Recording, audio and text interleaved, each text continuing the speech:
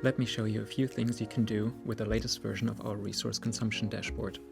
The overview page shows you the total energy demand broken down into electricity, fuels, and district heating, as well as other resources like water, waste, and fugitive gas.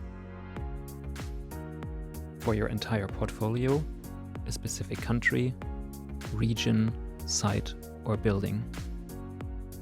The year-over-year indicator shows you how each of these values compare to the previous year, and the filter on the right side allows you to go back to see previous years.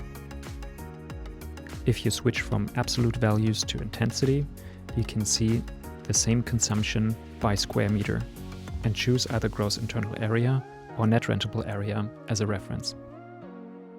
This allows you to compare buildings of different sizes or compare an individual building to a region or a portfolio average.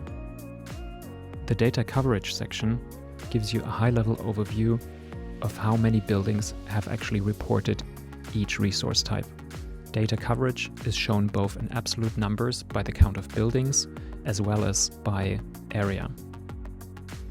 The energy page gives you a more detailed view on how your total energy demand breaks down into the different resource types. You can see, for example, the split of electricity into normal grid contracts and green contracts, or the share of fuels into natural gas or oil-based fuels, as well as a detailed breakdown of year-over-year change for each subtype.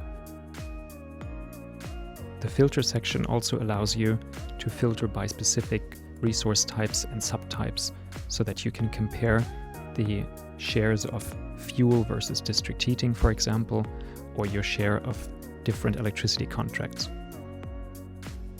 Our dashboards work for both corporate and real estate investment perspective.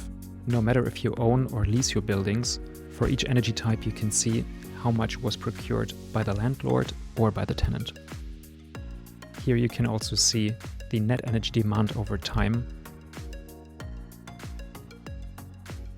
The list view gives you a detailed breakdown on building level, and you can quickly highlight which buildings have the highest energy intensity or the best or worst year-over-year change. You can also aggregate your data on higher levels, such as site, region, country, or continent.